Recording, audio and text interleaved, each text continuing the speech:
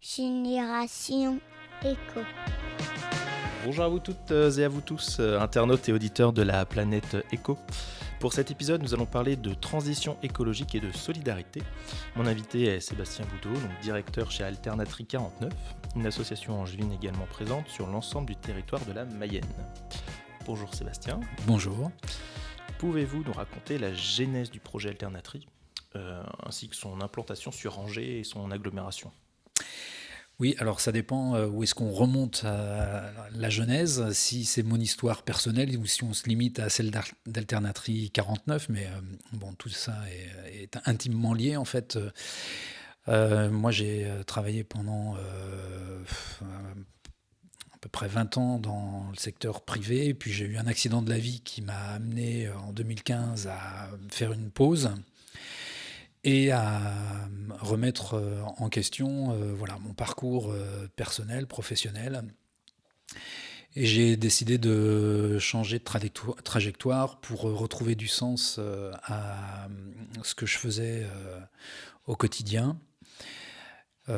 J'ai donc, au travers de différents échanges avec des professionnels dans le secteur de l'économie sociale et solidaire, en lien avec l'écologie, donc toutes ces thématiques qui tournaient autour du développement durable qui m'intéressaient. J'ai été amené à rencontrer Jean-Louis Fournier, qui est le directeur d'Alternatri 53 à Laval. Voilà. Donc ça, c'était en 2015. Je lui ai dit que ce qu'il faisait était juste génial à mes yeux et que j'aimerais vraiment reproduire ce dispositif sur le Maine-et-Loire. Ce à quoi il m'a répondu, j'en parle avec mon conseil d'administration, mais pourquoi pas. Et puis il a eu une réponse favorable de son conseil d'administration, s'est tapé dans la main et puis on est parti sur la création de ce projet d'une structure d'insertion de l'économie sociale et solidaire sur le Maine-et-Loire, donc chargé d'aider les gens en difficulté à revenir vers l'emploi et en leur proposant une activité de collecte et de tri de matières recyclables. D'accord. Et donc justement, ces personnes que vous employez, donc en parcours d'insertion professionnelle, comment se passe un peu leur recrutement ? Et aujourd'hui, est-ce que vous avez assez de recul pour savoir au bout de combien de temps il y a un retour à l'emploi ? Alors, comment se passe le recrutement ? Nous, on a une convention avec la Directe, donc c'est le service des services de l'État, un des services de l'État qui nous autorise à employer 9 personnes à temps plein sur notre structure, donc 9 personnes à temps plein, sachant que tous les gens qui travaillent au sein d'Alternatri et qui sont en contrat à durée déterminée d'insertion ont un temps partiel. Bien, ça fait aujourd'hui une quinzaine de personnes dans la structure. Ces personnes, en fait, elles sont positionnées au sein d'Alternatri par les structures de l'emploi sur le territoire. Donc évidemment, pour l'emploi la plus connue, ça peut être Cap Emploi aussi, ça peut être les services de l'emploi d'une commune, celle de Trélazé avec qui on travaille, les Poncé, etc. Les associations aussi qui sont en connexion avec Pôle emploi pour aider des personnes en difficulté à revenir vers l'emploi. Enfin bref, voilà, on a tout un réseau en fait qui va nous permettre, nous, d'identifier des gens qui n'ont pas travaillé depuis plus d'un an, qui, pour diverses raisons, se sont éloignés du milieu du travail. Et on va régulièrement demander à ce réseau de nous proposer des candidats pour leur présenter notre activité. Donc on réalise une information collective dans cette pièce-là, dans ce bureau, et on profite de cette information collective pour leur expliquer qui on est, ce qu'on fait et qu'est-ce qu'on va leur apporter en fait en termes de soutien socio-professionnel. Voilà. Et une fois que cette information collective a eu lieu, eh bien, les gens qui sont intéressés restent pour des entretiens individuels. Et c'est au terme de cet entretien individuel que, en fonction du nombre de recrutements à, à pourvoir, enfin le nombre de postes à pourvoir, qu'on va sélectionner un, deux ou plusieurs candidats. Et en fonction aussi voilà, des gens qui sont déjà en poste, puisque pour chaque recrutement qu'on réalise, on fait attention à maintenir une forme de diversité, on va dire, dans notre atelier pour avoir un équilibre homme-femme, jeune, senior, etc., etc. Voilà. Donc le recrutement se passe de cette manière-là, et après, donc, ces gens signent un contrat, donc un contrat qui est un CDDI, donc un contrat à durée déterminée d'insertion, qui est d'une durée de 7 mois et qui est renouvelable jusqu'à 24 mois maximum. Donc ils seront présents au plus 2 ans dans la structure.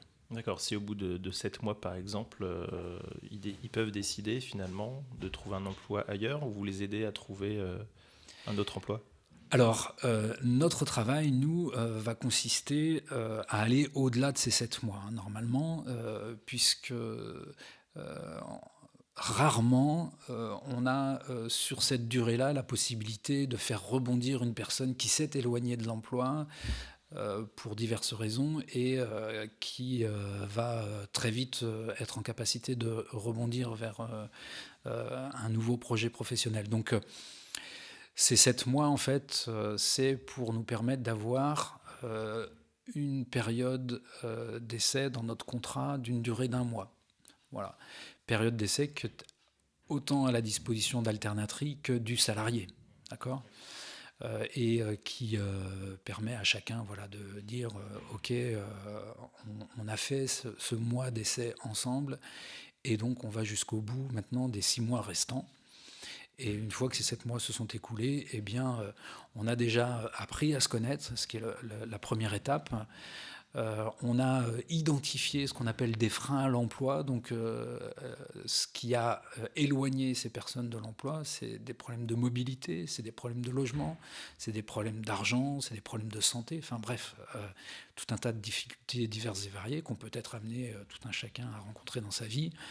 Et lorsqu'on a identifié ces freins à l'emploi, on est voilà, dans cette période comprise entre 4 et 10 mois de présence chez Alternatri. Et c'est après ces 10 mois de contrat, enfin tout ça étant évidemment différent selon chaque situation, mais autour de ces 10 mois qu'on a identifié les freins à l'emploi, qu'on a travaillé sur les freins à l'emploi, qu'on va réfléchir à un projet professionnel, et du coup mettre en lien ces salariés avec des dispositifs de formation, avec des professionnels, donc des stages en milieu professionnel. Enfin, voilà. Donc les étapes se suivent pour progressivement permettre, en fonction de chaque situation, en fonction de chaque personne, de revenir vers l'emploi, et de lui laisser le temps de régler des difficultés, voilà, et de redéfinir ce projet professionnel, ce projet de vie. D'accord, oui, c'est hyper intéressant. Il y a vraiment un vrai suivi. Oui, tout à fait. Et puis les gens qui sont chargés de ça, dont c'est le métier, ont été formés. Donc il y a Béatrice qui est conseillère d'insertion professionnelle chez nous. Il y a Bruno, que vous avez peut-être croisé tout à l'heure dans l'atelier, qui est lui encadrant technique de l'insertion. Donc qui sont là aussi pour veiller à ce que tout se passe bien pour chacune de ces personnes. D'accord. Donc Alternatri, c'est la collecte effectivement, donc papier, carton, plastique, qui est autres, j'imagine, déchets, si je puis dire. Quelles sont les structures et les entreprises finalement qui vous font confiance et chez qui vous allez collecter? Alors, pour être précis, on a 4 activités principales chez Alternatri. La première, c'est celle dont on vient de parler, c'est l'insertion de personnes éloignées de l'emploi. La deuxième, c'est la sensibilisation à la protection de la nature et aux gestes de tri autour de cette thématique du recyclage. La troisième, c'est la collecte et le tri de matières recyclables. Je vous donnerai plus de détails ensuite. Et puis la quatrième et dernière activité, c'est la valorisation de ces matières, puisque effectivement, nous ne sommes pas une entreprise de recyclage. Nous collectons, nous trions, on stocke ensuite pour envoyer dans des filières de recyclage, donc dans des entreprises de recyclage. Si on prend l'exemple du papier, on collecte, on trie tous les papiers et on stocke ces papiers pour ensuite les envoyer dans des papeteries qui vont, elles, du coup, se charger de transformer ces papiers en nouveaux papiers. Voilà, c'est le principe du recyclage et de l'économie circulaire. Donc voilà, ce sont nos 4 activités. Donc pour chacune de ces activités, finalement, on a différents clients, différents interlocuteurs. Sur la partie sensibilisation, on travaille par exemple avec Angéloire Métropole et les écoles primaires du territoire, enfin plusieurs écoles primaires, pas toutes, à qui on propose donc pendant toute l'année donc scolaire, de septembre au mois de juin, des actions de sensibilisation auprès des enfants du CP, CE1, CE2, CM1, CM2. Et écoles dans lesquelles on met en place justement des dispositifs de tri sélectif. Donc bien sûr le papier, et également les piles, les cartouches, les instruments d'écriture. Voilà. Donc on fait un travail de sensibilisation auprès des enfants de ces écoles pour leur expliquer la nécessité aujourd'hui de prendre soin de la planète. On explique rapidement quels sont les grands enjeux qui concernent nos sociétés contemporaines et l'urgence aussi de mettre en place justement ces gestes de tri, gestes du quotidien tout simples. Et on met pour ça en place aussi dans ces écoles du coup des collecteurs. Voilà. Donc on va faire des collectes dans ces écoles et sensibiliser ces enfants. Voilà. Donc là, on a comme interlocuteurs les parents, les enseignants, les enfants et Angéloire Métropole pour le pilotage et le financement de ce projet. D'accord. Après, quand on parle d'insertion, eh bien, nos interlocuteurs, c'est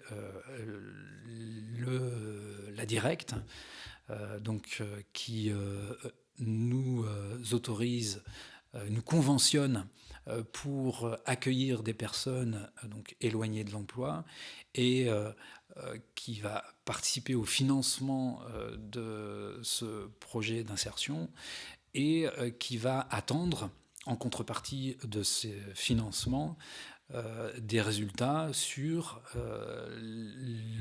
l'insertion de ces personnes éloignées de l'emploi, donc qui demandent des comptes. Voilà. Le conseil départemental est également un financeur de notre activité d'insertion, puisque eux vont proposer aux bénéficiaires du RSA, par exemple, ou aux jeunes non diplômés, également pouvoir revenir vers l'emploi dans notre structure. Donc, oui. Et puis ça peut être Angéloire Métropole aussi, ou l'ALDEV, Angéloire Développement, et les services de l'insertion qui vont nous soutenir également dans ces actions d'insertion. Sur la partie collecte et sur la partie tri, eh bien, on va s'adresser à un public de professionnels. Donc là, on peut aller je dirais, dans tous les secteurs qui sont amenés à produire des matières recyclables. Donc le menuisier, le plombier, l'architecte, l'industriel, bref, voilà, tout le monde. Tous ceux qui souhaitent valoriser finalement. Voilà, valoriser tout en s'appuyant sur une structure justement de l'économie sociale et solidaire qui les engage aussi dans une démarche aujourd'hui qu'on appelle une démarche RSE, auxquelles sont sensibles les entreprises. La responsabilité sociétale des entreprises, c'est de ça dont il s'agit. Et qui les engage aussi du coup dans cette démarche de transition écologique et solidaire dont on parle de plus en plus. Donc voilà, nous on se positionne aussi sur ce créneau en disant vous vous engagez avec Alternatri pour aider des personnes en difficulté et pour mieux recycler, puisqu'on va mettre chez eux donc des dispositifs de tri sélectif. Voilà. Donc les professionnels, les associations, la collectivité aussi nous demandent d'intervenir aussi chez eux aussi pour faire du tri sélectif. Et puis sur la partie valorisation, eh bien, nos interlocuteurs vont être les entreprises de recyclage. Voilà. D'accord. Donc ça peut être par exemple sur Angers l'entreprise Verso, oui, qui est un opérateur en capacité aujourd'hui de transformer les gobelets plastiques en granulés de plastique pour ensuite à nouveau renvoyer ces granulés plastiques dans l'industrie de la plasturgie pour en faire une matière première qui va être réutilisée pour fabriquer de nouveaux objets. Là, on est vraiment dans ce qu'on appelle l'économie circulaire. Triade également, qui est une entreprise à Saint-Barthélemy d'Anjou qui est en capacité de recycler tous les déchets d'équipements électriques et électroniques. Donc ça peut être le gros électroménager, le petit électroménager, le sèche-cheveux, le téléphone portable, etc. etc. Voilà. Donc bref, sur chaque type de flux de matière recyclable, on va avoir un interlocuteur en face. D'accord. Et vous sélectionnez en fonction des valeurs de l'entreprise aussi en face, ou comment ça se passe ? Évidemment, on va tenir compte de critères effectivement en lien avec nos valeurs, on va dire. Donc d'abord, on va privilégier des circuits courts et travailler avec des opérateurs locaux. Là, je vous ai parlé de Verso, oui, qui est à Saint-Barthélemy, et Triade, qui est à Saint-Barthélemy. Évidemment, ce n'est pas toujours le cas. Par exemple, dans le Maine-et-Loire, on n'a pas de papetier. Donc on ne va pas pouvoir, pour les papiers qu'on collecte, faire des opérations de tri pour les renvoyer dans des papeteries. Dans le Maine-et-Loire, il n'y en a pas. On va essayer de se trouver un opérateur le plus proche possible. Voilà. Et ça pour chaque type de flux. Et des fois, c'est assez compliqué.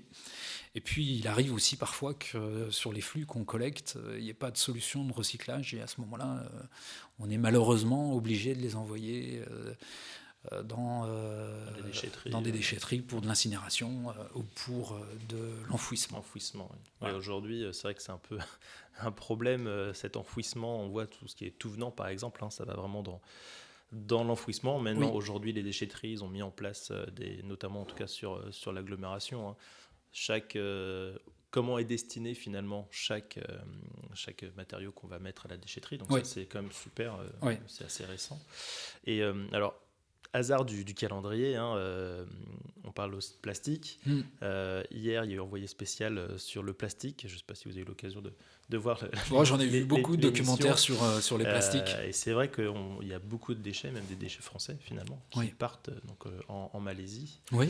Est-ce que vous pensez qu'il peut y avoir une solution à ça? Est-ce que justement, il faut travailler sur les entreprises de recyclage pour les sensibiliser elles aussi à essayer de bien recycler aujourd'hui, ce qu'on explique, nous, aux enfants, puisque c'est quand même eux qui sont les principaux concernés par cette pollution qui est en train de devenir une véritable catastrophe à l'échelle mondiale.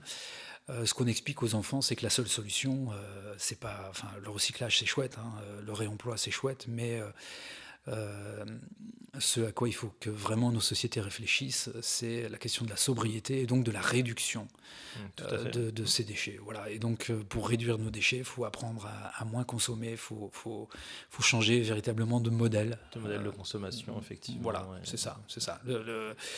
On peut effectivement mettre tout en œuvre pour retrouver des cycles plus vertueux, pour recycler tout ce qu'il y a à recycler, pour essayer d'enfouir moins, pour essayer d'incinérer moins. Il n'empêche que si on remonte tout en haut, on voit bien que le problème, ça reste nous, les consommateurs. Et là, il y a un changement radical à entreprendre. Oui, il y a vraiment un travail sur l'éducation et la pédagogie autour de tout ça, finalement, et du mode de vie. De nos sociétés contemporaines. Tout à fait. C'est vrai qu'au niveau de la sensibilisation, c'est vrai que c'est hyper intéressant de pouvoir aller dans les différentes écoles pour pouvoir c'est bien. Parce qu'ils vont pouvoir ensuite parler, eux, à leurs parents aussi, effectivement, qui sont peut-être pas forcément dans le... Mais Alternatri, pour moi, n'a de sens que parce que, justement, on ne se limite pas à faire des opérations de tri et de recyclage avec... des gens en difficulté. C'est aussi parce que d'une certaine manière, on boucle aussi la boucle en allant expliquer que ce qu'on fait là, c'est aussi parce que au départ, il y a une dérive quelque part de notre société, de l'organisation de nos sociétés, du modèle économique dans lequel on se trouve, et que l'urgence, on parle d'urgence climatique aujourd'hui, mais c'est bien le sujet, et que du coup ces actions de sensibilisation, elles ont du sens parce que voilà, le public à qui on s'adresse, c'est quand même celui qui va, on espère, changer le monde. Et entreprendre en tout cas ces changements. Voilà. Justement, et ça, c'est une belle transition sur ma dernière question qui est sur justement les générations futures. Est-ce que vous pensez que tout ce qu'on est en train de mettre en place aujourd'hui, ça va permettre à la future génération d'avoir de la fibre un peu finalement, écologique, éco-responsable, éco-citoyenne, etc. Oui, enfin par la force des choses, on voit bien aujourd'hui que dans l'actualité, il n'y a pas une journée où on ne parle plus d'écologie, parce que c'est devenu un sujet d'actualité qui concerne pas uniquement notre petite échelle, mais qui concerne toute la planète, oui. Toute la planète, je crois. Voilà, donc... ils sont. Je crois qu'aujourd'hui, pour devenir un vrai citoyen, on est obligé de devenir un écologiste.